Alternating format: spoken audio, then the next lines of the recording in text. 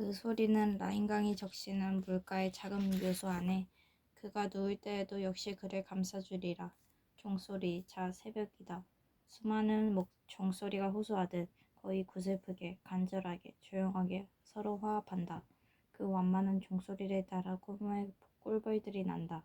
어린이와는 면식이 없으나 그러나 어린이도 그들로서 존재하고 그들 역시 그에 의해서 소생하기 때문에 한때는 어린이였던 사람들의 후회와 지나간 사람들의 꿈과 욕망과 희망이 난다.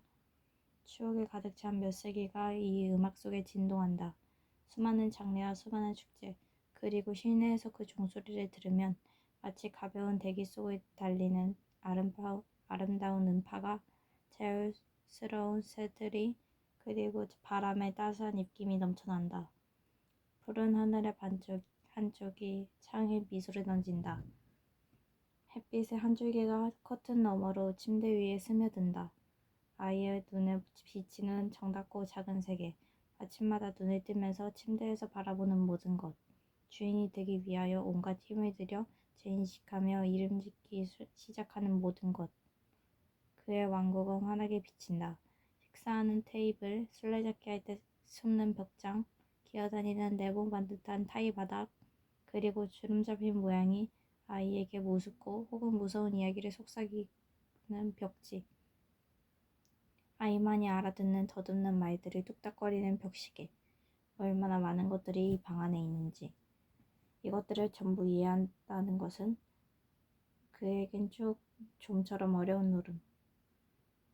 날마다 그는 그에게 속해있는 이 우주를 탐험하러 나선다. 모든 게 그의 것이다. 무엇 하나 흥미없는 것이 없다. 사람도 한 마리의 파리도 모두가 가치가 있다. 모든 것이 다 같은 생명을 영위한다. 고양이도 불도 테이블도 그리고 햇빛 속에 춤추는 먼지까지라도. 방이 하나의 고장이며 하루가 하나의 생애이다. 이러한 공간의 한가운데 놓여 어찌 자신을 알 수가 있으랴. 세계가 이다지도 넓다니 어리둥절하다.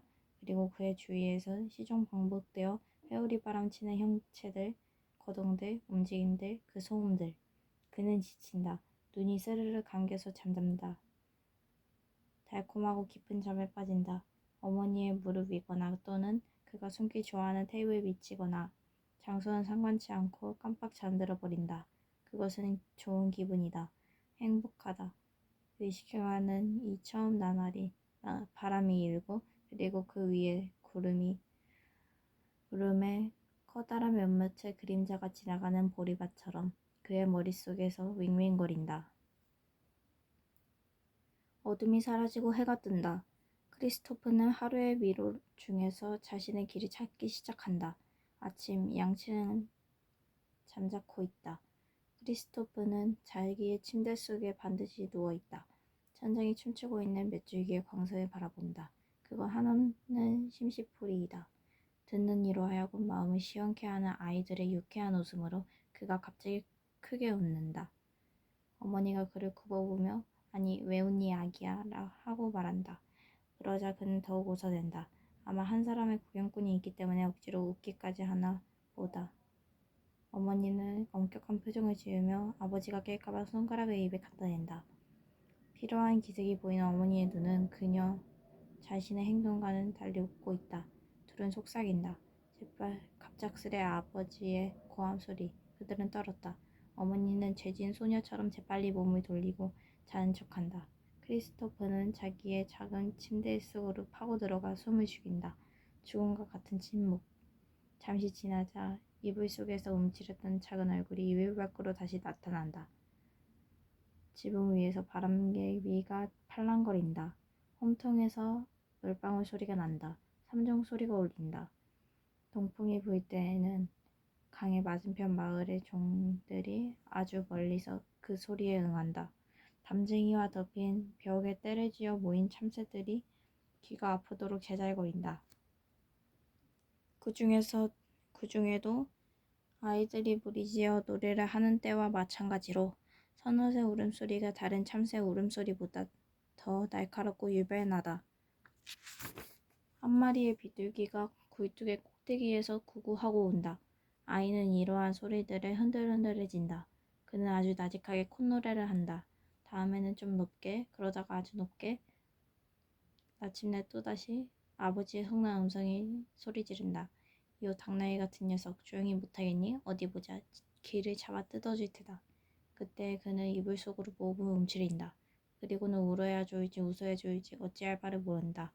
그는 깜짝 놀랐고 부끄럽기도 했다. 그와 동시에 자기에게 비유한 당나귀 생각이 나서 무심코 복수한다. 침대 속에서 당나귀 울음을 흉내낸다. 이번에는 매를 맞았다. 몸에 있는 눈물을 다 짜내어 온다. 그가 무엇을 했다는 건가? 그는 참말로 웃고 몸을 움직이고 싶다. 그런데 그 움직이는 것을 금하다니. 어째서 저들은 항상 자고만 있는 것인가? 언제 일어나야 괜찮은 걸까? 어느 날 그는 더 이상 견딜 수가 없었다. 그는 귀 위에서 나는 한 마리의 고양이인지 개인지 무엇인지 모르는 이상한 소리를 들었다. 그는 침대 밖으로 스르르 미끄러져 나와서는 그 작은 맨발을 위태롭게 타일 바닥에 떼어놓는다. 계단에 내려가서 밖을 내려다보는 것이다. 그러나 문이 잠겨 있었다. 문을 열고 의자 위에 오르려던 참에 잘못하여 둘이 함께 뒹굴었다. 몹시 아프다. 운다. 게다가 겹쳐 또 매를 맞았다. 그는 매만 맞기 마련이다. 그는 할아버지와 함께 성당에 있다. 좀이 쑤셔 죽을 지경이다. 그를 꼼짝도 못하게 해놓고는 사람들은 그가 알아듣지 못하는 말들을 중얼거리다 똑같이 말을 끝낸다. 다들 한결같이 엄숙하고 침울한 표정들이다. 그는 겁에 질린 눈으로 그들을 바라본다. 옆집의 리나 할머니가 그의 옆에 앉아 험상궂은 표정을 짓고 있다. 가끔은 그의 할아버지조차 그가 보지 못한다는 표정을 짓는다. 그는 좀 무서워진다. 그러다 점점 환경에 익숙해지면서 자기가 할 수 있는 모든 수단을 써서 지루함을 덜려고 해본다. 몸을 흔들기도 하고 목을 뒤로 젖혀 천장을 쳐다보기도 하고 얼굴을 찌푸리기도 하고 할아버지의 옷자락을 잡아 끌기도 하고 자신이 앉아있는 의자의 등받이를 들여다보기도 하고 손가락 끝으로 그곳에 구멍을 내려고 애쓰기도 하고 새소리에 귀를 기울이기도 하며 턱이 빠지도록 하품도 해본다. 갑자기 음의 대폭포가 쏟아져 나온다. 파이프 오르간이 연주되었다. 하나의 전율이 그의 등골을 따라 흐른다.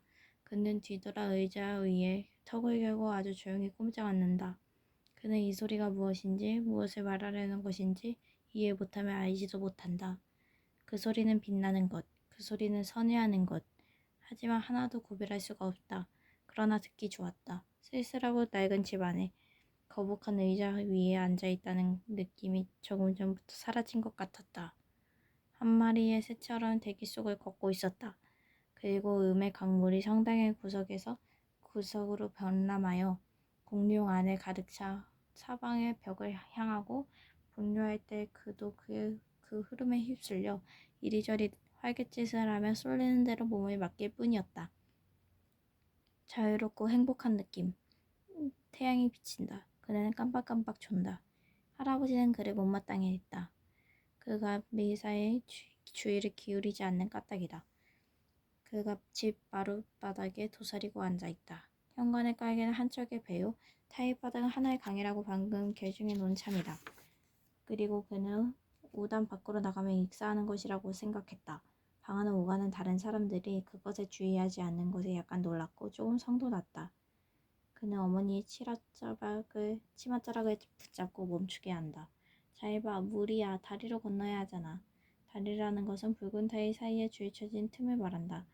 어머니는 그의 말을 들으려고조차도 하지 않고 지나간다. 자신의 각본이 상연되고 있는 동안에 잡담을 짓거리고 있는 관객을 보는 극작가와도 같이 그는 안달을 했다. 잠시 뒤 그는 벌써 그런 것을 잊어버리고 만다. 이제는 타일 바닥도 바다가 아니다. 그는 그 위에 팔다리를 쭉 뻗고 돌에 턱을 개고 엎드려서는 자작의 음악을 콧노래로 부르며 다부지게 엄지손가락을 빤다. 그는 타일 틈 사이를 열심히 보았다. 타일 바닥에 선 모양이 일그러진 얼굴처럼 보인다. 보일까 말까 하는 구멍이 커져서 뺑 돌아 산이 솟아있는 하나의 골짜기가 된다. 한 마리의 노래기가 기어가는데 그것의 크기가 코끼리만 하다. 벼락이 치더라도 지금의 아기에게는 들리지 않으리라. 아무도 그를 돌보지 않았고 또 그에게는 아무도 필요하지 않았다.